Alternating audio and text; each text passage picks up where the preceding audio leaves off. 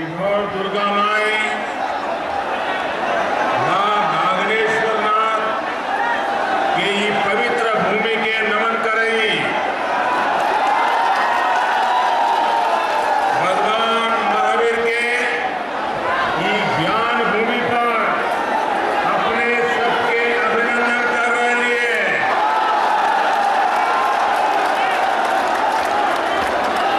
यहाँ जमुई के साथ साथ मुंगेर और नवादा से भी आए हुए लोगों के दर्शन करने का मुझे मौका मिला। आप सभी को आदरपूर्वक मेरा प्रणाम। साथियों, आपका ये चौकीदार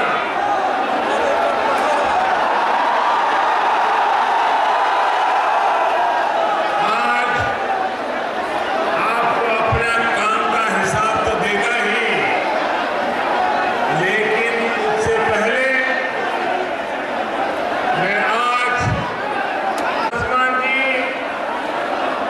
और बिहार की पूरी टीम का भी धन्यवाद करना चाहता हूं। पासवान जी इस समय गया जी के कार्यक्रम के लिए वहां मेरा इंतजार के ऊपर जनहित होता है। साथियों, चलो सिर्फ सत्ता के जीते, सत्ता के लिए जीते हैं, वो राष्ट्रहित के बारे में कभी सोच नहीं सकते। आपने भी महामिलावट के कई रंग देखे हैं। जम्मू कश्मीर के पूर्व मुख्य सीएम श्रीमान उमर अब्दुल्ला जी का बयान सुनकर के पूरा देश चौंक गया। श्रीमान उमर अब्दुल्ला जी ने जम्मू कश्मीर के लिए अलग प्रधानमंत्री पद होना चाहिए, ऐसी मांग रखी।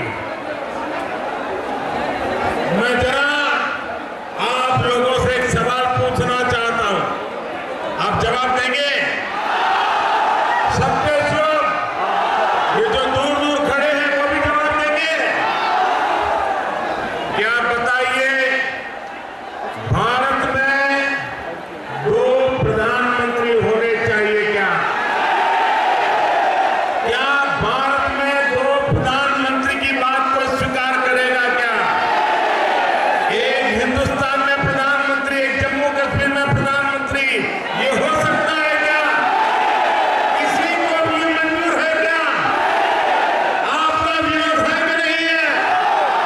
आप डट करके विरोध करेंगे कि नहीं करेंगे?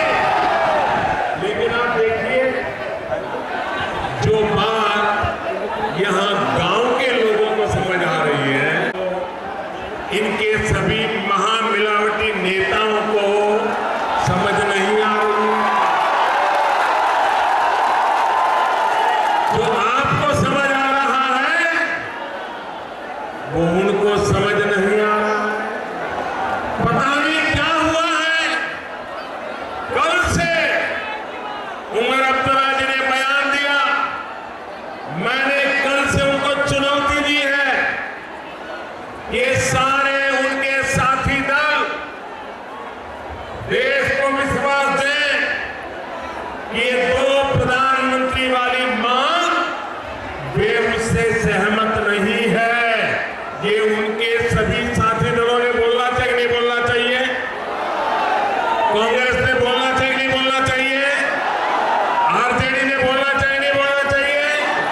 उनके सभी महामिलावटी लोगों ने बोलना चाहिए नहीं बोलना चाहिए? लेकिन पता नहीं सांप सुन गया है। मैं इंतजार कर रहा था कि उनका कोई साथी तो विरोध करे, लेकिन सबने चुप्पी साध ली। उनकी ये चुप्पी ही उनकी असलियत को सामने ला रही है। मैं देशवासियों से आग्रह करूंगा कि राष्ट्रीय सुरक्षा पर उनका हिसाब चुनाव में चुकता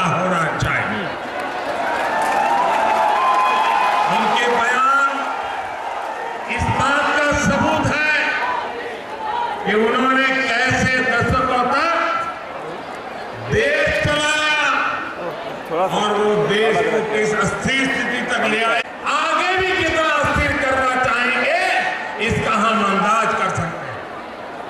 साथियों, ये लोग ऐसे विचारों के, ये लोग भारत तेरे टुकड़े होंगे कि पुलवामा हमले के बाद देश के वीर सपूतों ने किस तरह अपने शौर्य का प्रदर्शन किया। भारत के इतिहास में पहली बार आतंकियों के घर में घुसकर उनको सबक सिखाने का काम हमारे जवानों ने किया। आज पूरी दुनिया आतंक पर हमारे प्रहार की चर्चा कर रही है,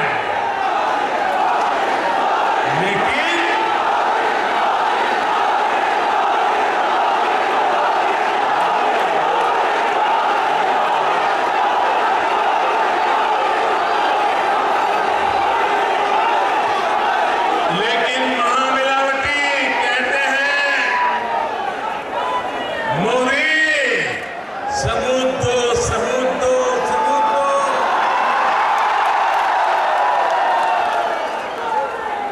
क्या ये हमारे विरोधियों की इस भाषा से आप सहमत हैं? देश की सेना पर आपको भरोसा है? मुझे जरा पूरी ताकत से बताइए, देश की सेना पर आपको भरोसा है? देश के वीर जवानों पर भरोसा है? देश की सेना जो कहे उसमें आपका विश्वास है?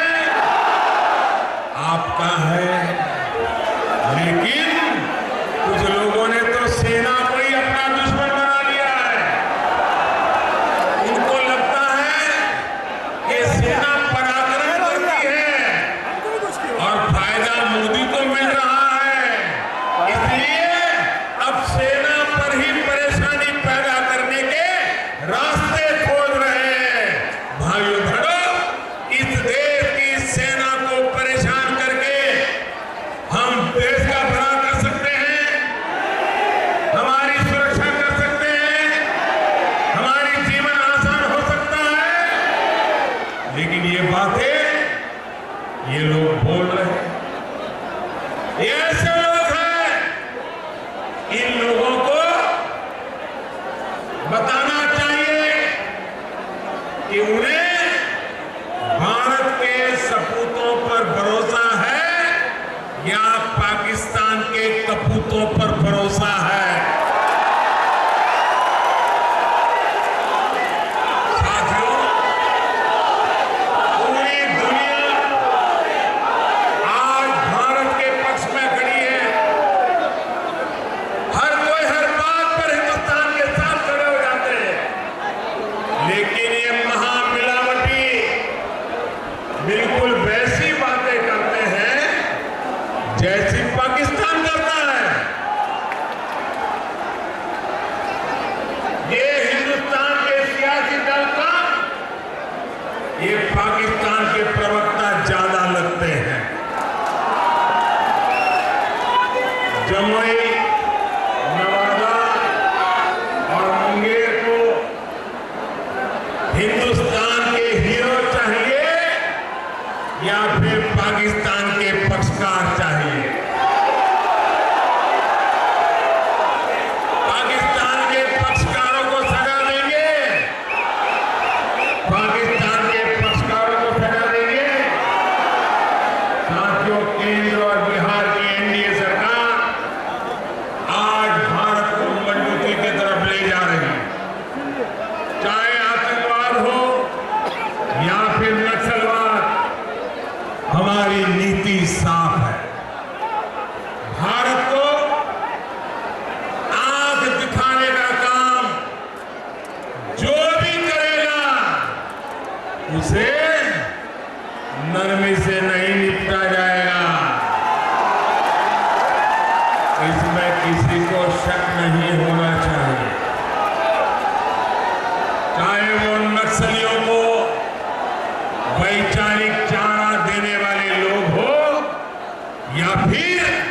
उनका शरण देने वाले लोग।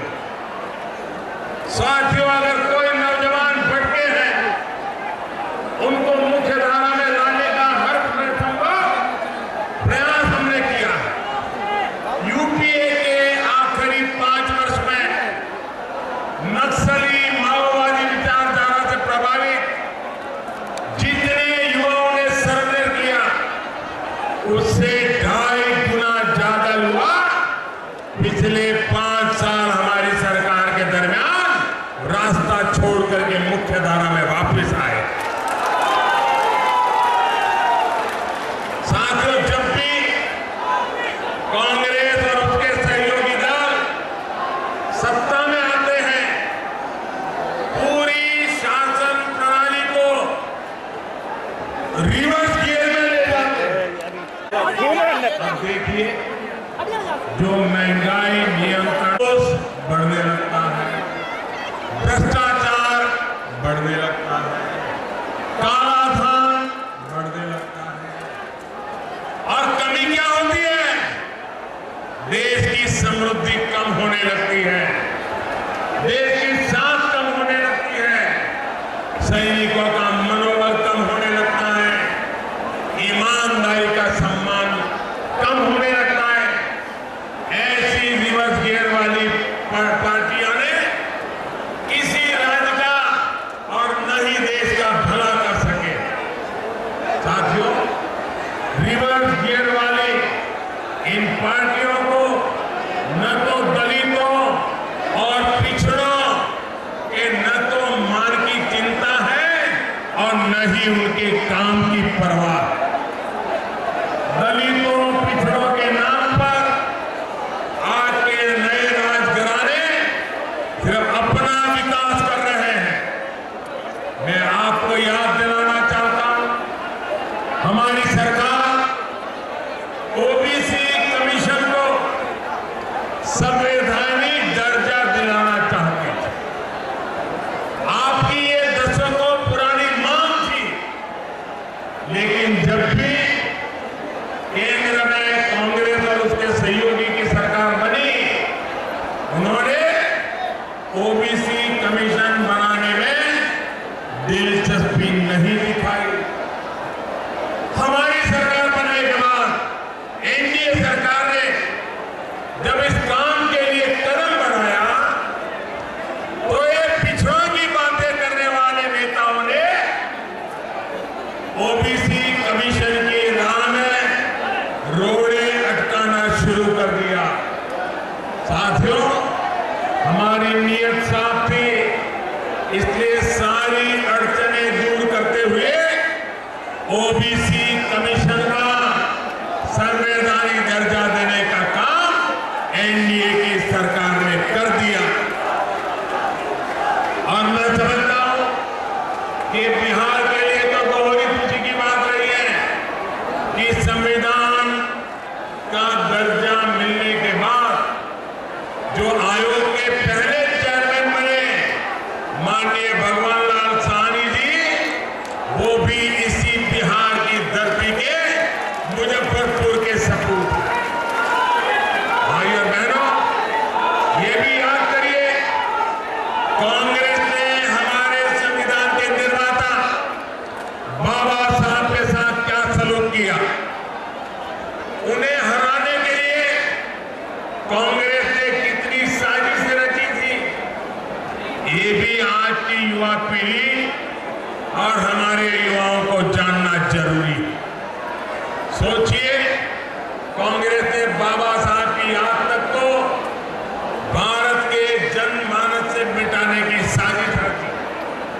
अपने परिवार को भारत रत्न देना कांग्रेस को याद रहा, लेकिन बाबा साहब याद नहीं आए।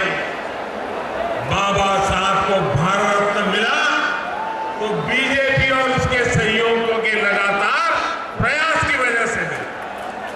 भाई और बहनों, बाबा साहब का जितना अपमान कांग्रेस ने किया है, उतना किसी और दल ने नहीं किया। कांग्रेस ने बाबा साहब के साथ जो किया था, उसके बाद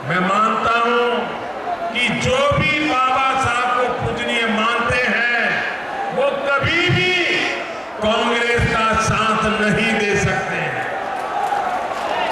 लेकिन कुछ राजनीतिक अपनी स्वार्थ सिद्धि के लिए, सत्ता पाने के लिए जो आपातकाल में जेल गए थे, जयप्रकाश नारायण के नेतृत्व में कांग्रेस के खिलाफ लड़ाई लड़ते थे, आदर्शों की बातें करते थे, ये वही जमात जो कभी जेपी कहा करती थी, वो आज कांग्रेस की गोद में जाकर के बैठ गए हैं। भाई, सत्ता का मोह क्या स्वाभिमान से बड़ा होता है?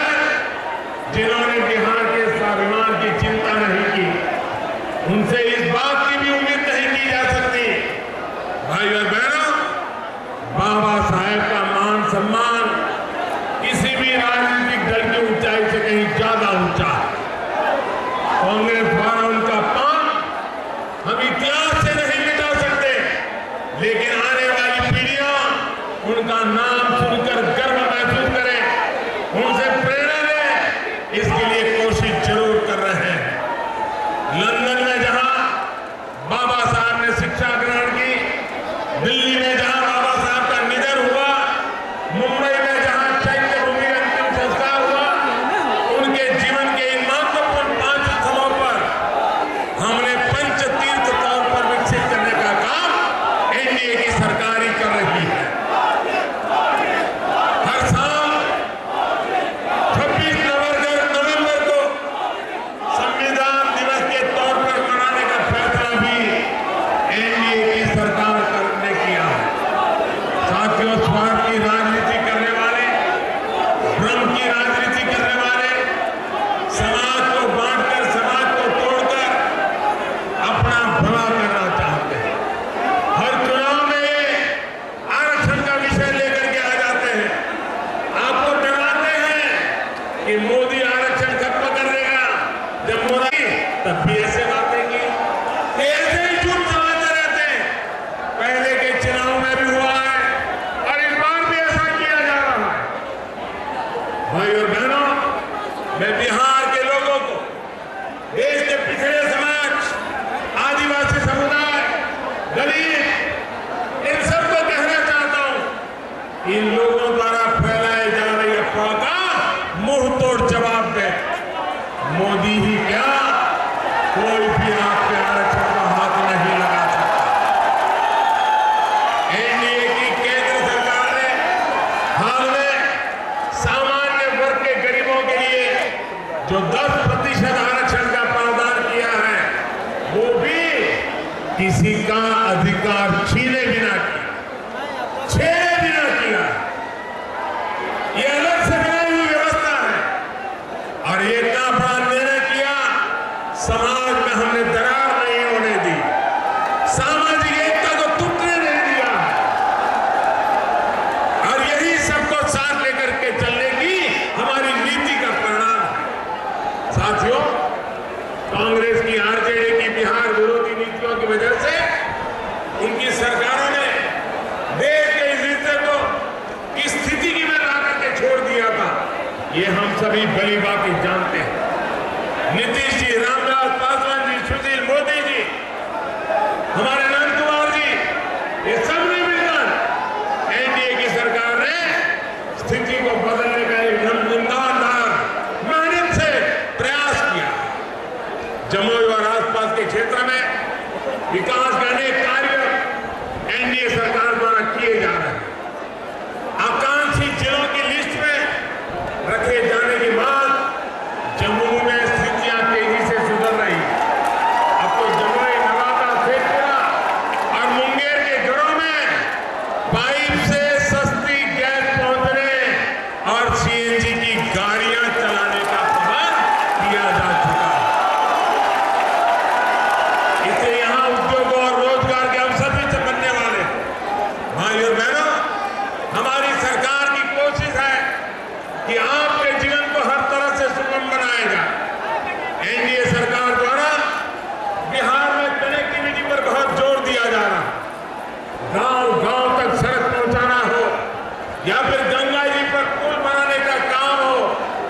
यहाँ की अधूरी सिंचाई परियोजनाएं सभी को पूरा करने के लिए काम निरंतर जारी है।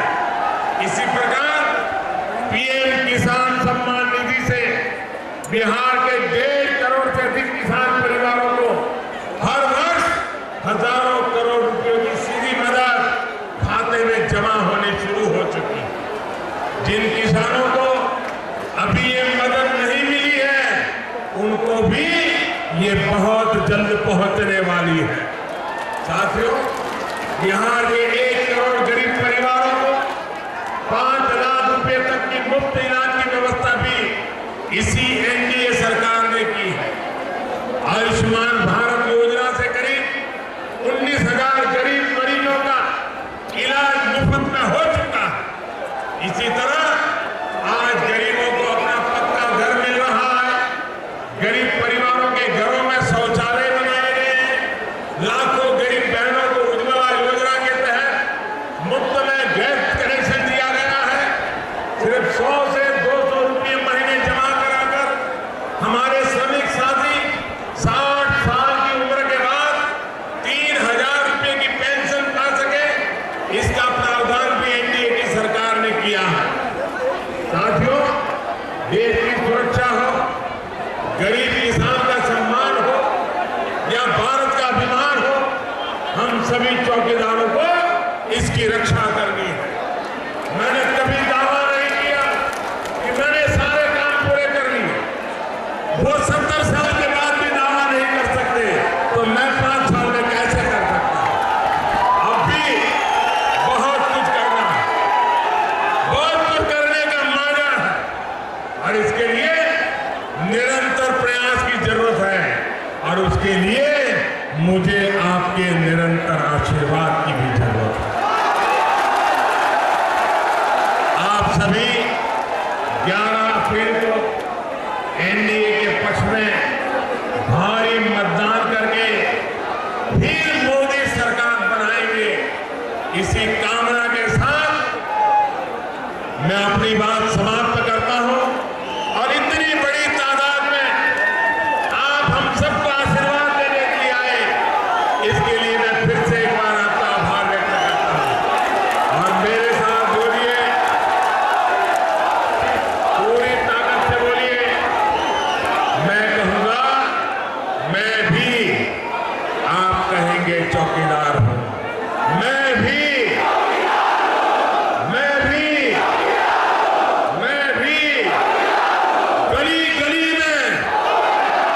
गली गली में चौकीदार।